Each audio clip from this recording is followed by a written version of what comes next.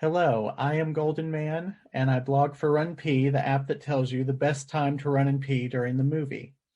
Today I'm interviewing Darcy Weir, director of the new documentary Volcanic UFO Mysteries, available for sale or rent at Amazon.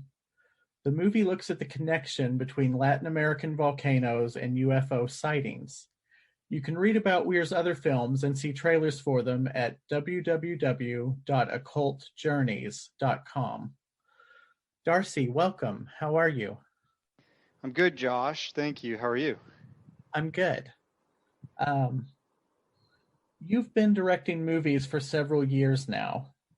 Was there a defining moment or experience that led you to want to be a filmmaker? Yeah, I went to film school and I went to a really bad film school just out of high school called Trebas Institute in Toronto, Ontario, Canada. I remember the director of the film program there told me that I shouldn't make movies. Oh, And that's because I wrote a script at the time that had a racist character in it. And he mistook the racist character for being a portrayal of what I thought. And I remember telling him, "Did you read the script? Like, the character is supposed to identify everything that's wrong with, you know, gentrified white privileged society." It was about a frat boy basically, and and he was like, "I don't care to read the rest of your script," or something like that. And I was like, "Okay, thanks, ass." And so, anyways, I think he got so he riled me up so much that I was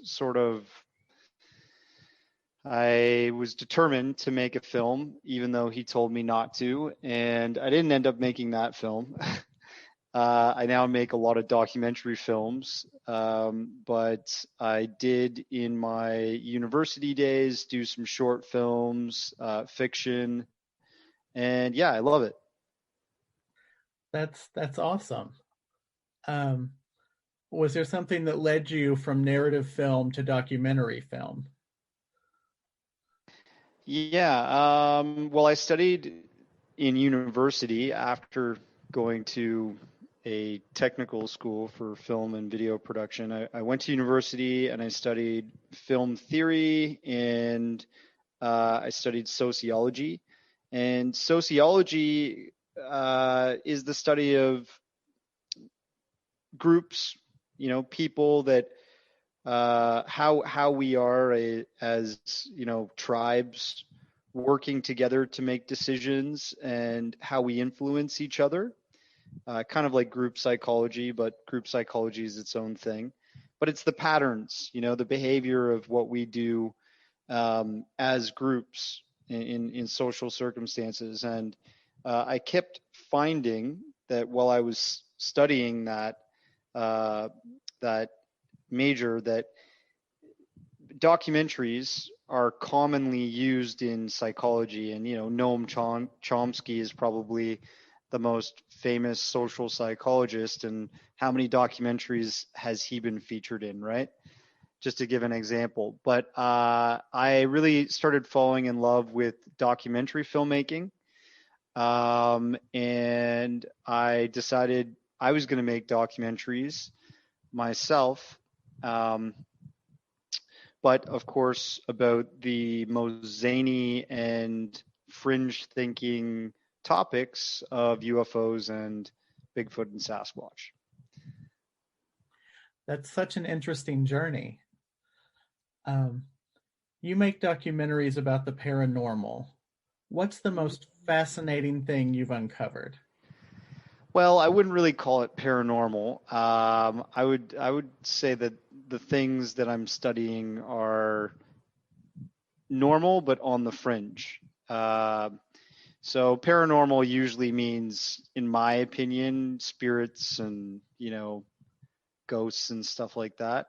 That's not my field that I research. I like to go after the stories regarding UFOs, UAPs, little green men, that type of thing. And I have done 2 documentaries on the study, the history of Sasquatch, Bigfoot sightings from around North America. And then my latest documentary was profiling a history of sightings from around the world. Yes, the two Bigfoot documentaries look very interesting. So, the Volcanic UFO Mysteries is about UFOs and extraterrestrials. Is there a narrative film that you feel gets it right about those subjects? Narrative as in science fiction or documentary? Science fiction. For science fiction film that portrays the UFO subject well, I think Close Encounters of a Third Kind has elements that are based in reality. And actually, if you do a bit of research about Close Encounters of the Third Kind, Steven Spielberg was immersed in the UFO world at the time in the 70s. He was actually very curious about it, and he still is today. He's gone on record in the special features DVD of Close Encounters of the Third Kind saying that, he's interviewed and spoken to people and the military and such, and knows that there's an active cover-up by the government, the United States government, that is. But yeah, definitely check out the special features on the that film. But that film, one of the main scientists, a French character that is interviewing the contactees in that narrative. The French scientist in that film is based off of a real French scientist named Jacques Vallée. And Jacques Vallée has taken and researched for the past 40 years the UFO contactee and sort of extraterrestrial question, both from a government and military standpoint. He's been very, very involved behind the scenes, and he's been part of some of the big studies that, for example, Project Blue Book. So Close Encounters of a Third Kind definitely is very close to life. People don't quite know that. Thank you. This is all very fascinating to discuss. So you mentioned cover-ups. Do you feel that other countries also cover up evidence of possible extraterrestrials and UFOs? Absolutely. There have been countries that have released their UFO files, so to speak. France, for example, where Jacques Vallée is from, has done so in the past. Brazil has. But in terms of actual active cover-up, I know even the country I was born and raised, Canada, they have had an active airspace and research program going on. Anytime they've had UFO incidents, they've been documented and kept classified for many, many years. And a website and civilian research agency called the Black Vault, they requested freedom of information back in the 90s and received the Canadian military some of their files regarding some famous UFO events that happened in Canadian history. So it's the tip of the iceberg. Most intelligence agencies in the world are aware that they're there. It's really the truth embargo, as Stephen Bassett, who's a UFO activist. He's somebody who works at Capitol Hill, pushing for disclosure from the government in a big way. He's pretty sure that every single major military and Navy agency out there would be aware of UFOs to some degree, but it's part of an agreement not to publicize that information to the press. It's supposed to be kept hush hush. So that's an agreement between governments?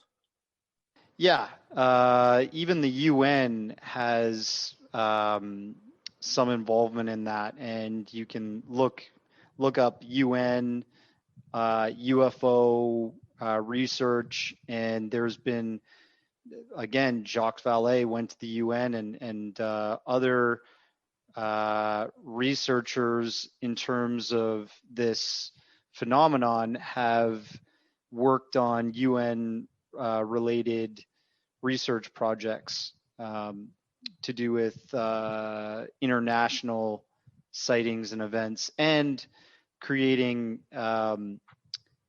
policies, United Nations policies, for interfacing with extraterrestrials if there was ever a disclosure event and a contact event. Okay, so they already have policies in place. Yes, they've been working on this type of stuff behind the scenes for years now. So say the world governments admit to the existence of extraterrestrials. What do you think the plan or the next steps would be at that point? For instance, that would kind of give Stephen Bassett a lot of what he wants. Where would he take the ball once he has it, if that makes sense? Well, I think we're kind of at the precipice of stepping into a new age for mankind, both technologically and consciously. If you think about the stars and our solar system, for example, SpaceX, Elon Musk's big next mission in life is to land and colonize Mars before any official space agencies of our governments do. And if we're going to be going into space, I believe it's in the best interest of most of the public to know that we're not alone. And as we're going into space, we're aware of some of the things we may encounter.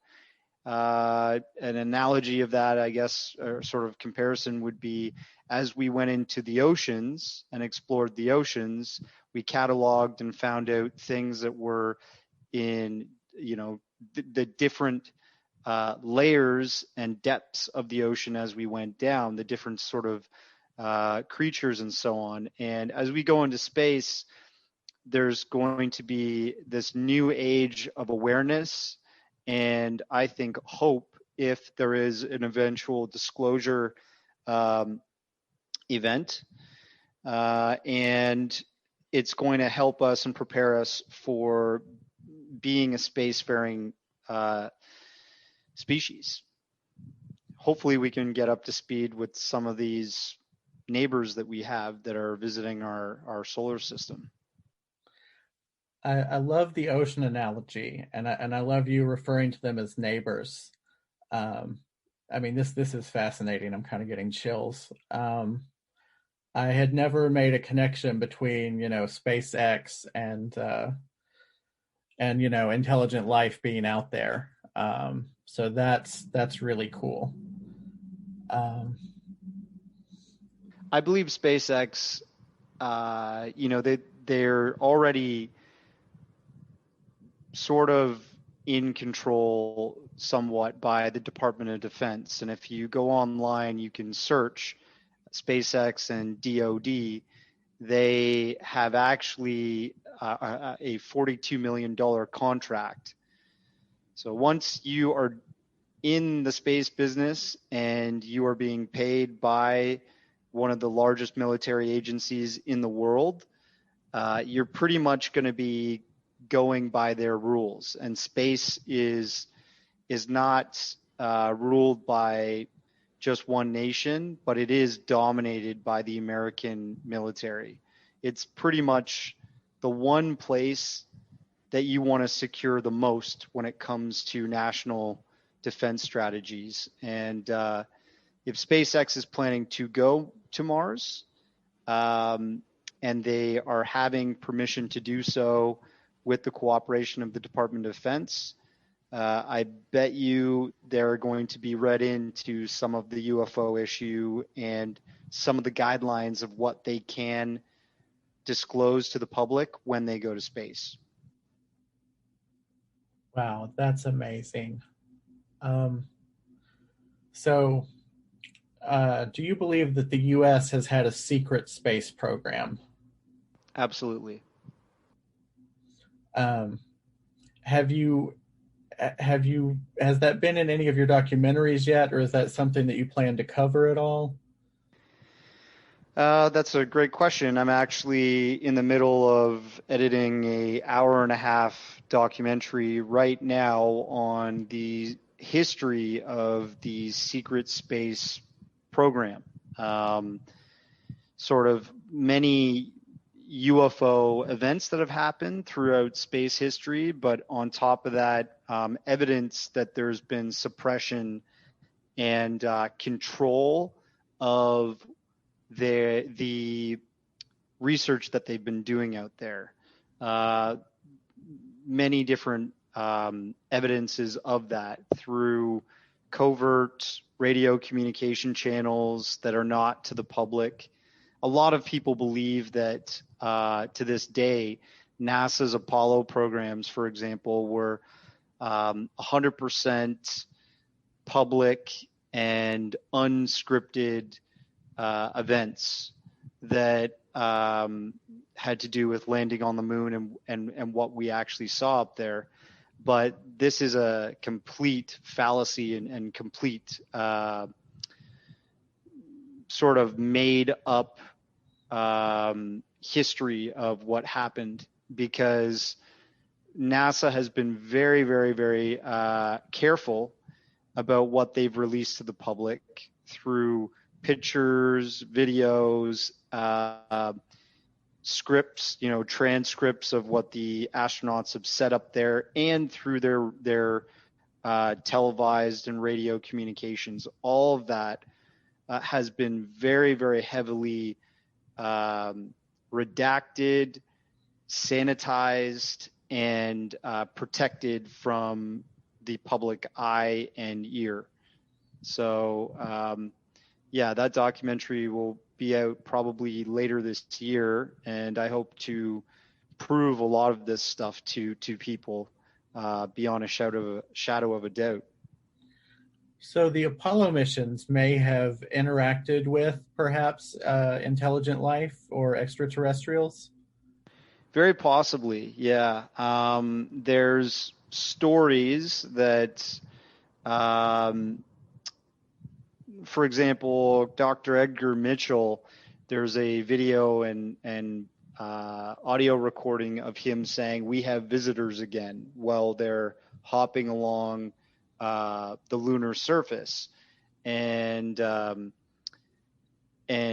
you don't really say "we have visitors again" when you're supposed to be completely alone on the lunar surface, right? There's lots of little anomalous things that have happened like that throughout the record of Apollo missions.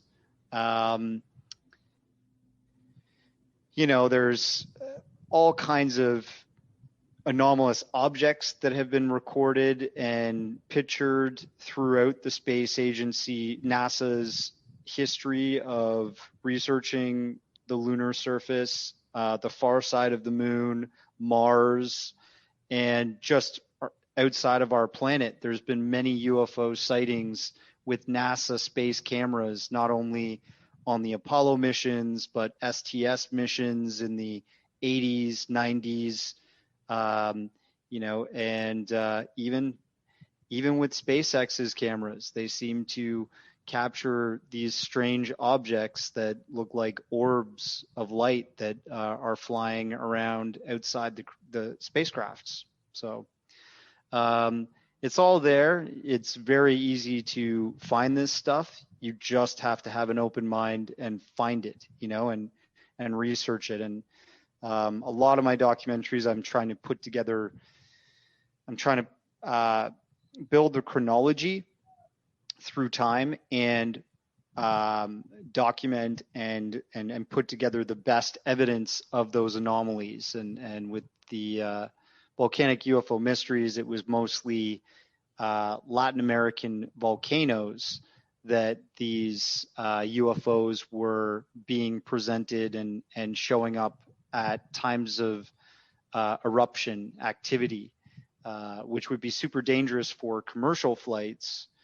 And no military or commercial aircraft that we currently have in our arsenal would be able to, or in our inventory, would be able to withstand the ash, pyroclastic flows and rocks that are inside of the atmosphere when these volcanoes are going off. But yet we see these UFOs slowly drifting through ash clouds, going in and out of the craters, and these are being recorded on government cameras and such.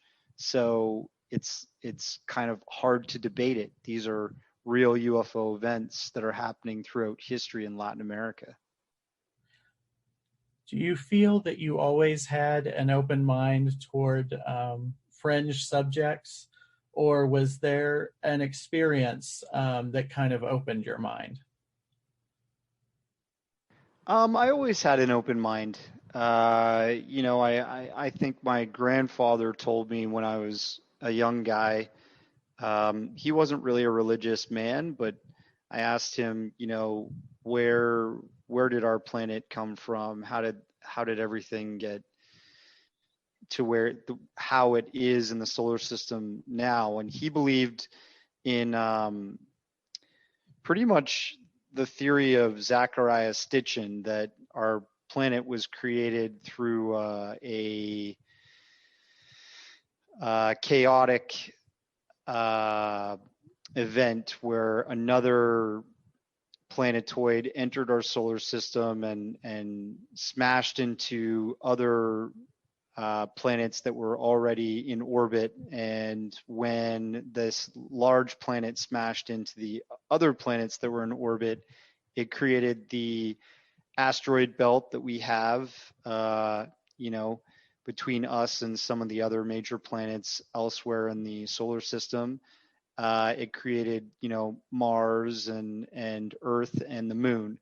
And he believed that that planet that entered our solar system harbored the original life and was kind of like a mega Earth. And, through that cataclysmic event, a smaller Earth was created that we live on, and there was a sort of a precursor race, a superior, older version of humanity that lived on that original planet. That was his theory to me.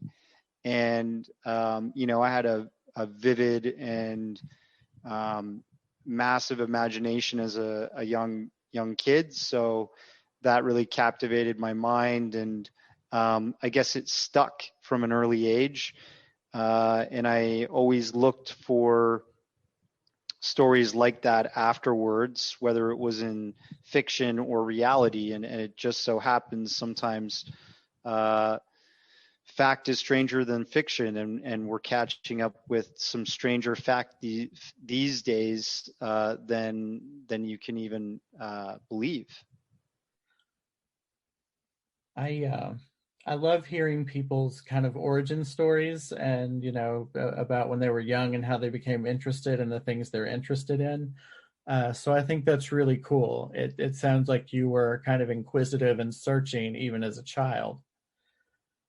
How did you first become aware of a connection between UFOs and volcanoes? Yeah. So I made two other documentaries with a gentleman named Jaime Maussan, who's a Latin American news journalist. He's been in journalism for over 40 years in Mexico, and he started off actually as a 60 Minutes news journalist down in Mexico. So. Uh, 60 Minutos. And he was interested in this subject because, even in the early years, there were people coming forward talking about UFOs and possible ET contact and such. Billy Meyer was somebody who he interviewed back in the day. This was a Swiss man that had one arm and claimed to be taking photos and videos of Playaran ships, which are these some extraterrestrial race that looks human. And Jaime Maussan became well known in Latin America for covering this type of stuff. And I did a biography documentary called Maussan's UFO Files about him getting into journalism and then UFO journalism, and how he's been covering both for the past 40 years in Latin America. He had a treasure trove of UFO events that happened across Latin America, and it became clear to me when I was researching these that there's a massive amount of UFO videos and events that happened, in broad daylight on news cameras, seen by thousands, sometimes millions of people. And many of those UFO events were surrounding volcano eruptions. The fiery Colima volcano that had a massive UFO daylight sighting in 1988 by a news reporter, a news video broadcaster named Mr. Guzman. He was recording, set up with his camera the shot, and started recording this UFO hovering around the Colima crater, and it was going in and out of an ash cloud and then flew off into the sky. And that was pretty much one of the craziest videos I saw that came out of Latin America. But that was just, one of the first. And as we go into 2020, we're still seeing UFOs pop up on government installed cameras that are recording Popocatépetl, which is a very dangerous volcano that is close to Mexico City and other smaller cities like the city of Puebla, which all have millions of people. For example, Mexico City has 30 million plus people, and this magma chamber underneath the volcano extends all the way out close to the border of Mexico City. So they have to have government cameras set up to observe this volcano all the time to make sure that if there's any signs of a catastrophic eruption coming, they can protect the loss of life. They've got seismic instruments looking for tremors all the time. But on their cameras, they're recording UFOs going in and out of the crater.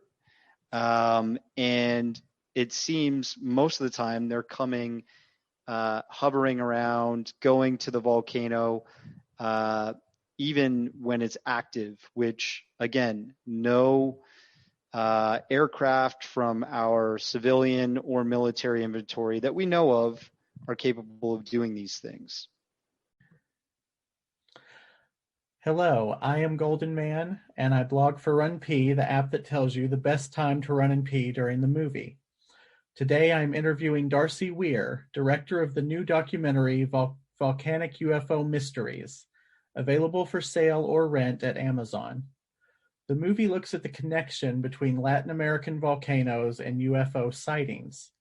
You can read about Weir's other films and see trailers for them at www.occultjourneys.com.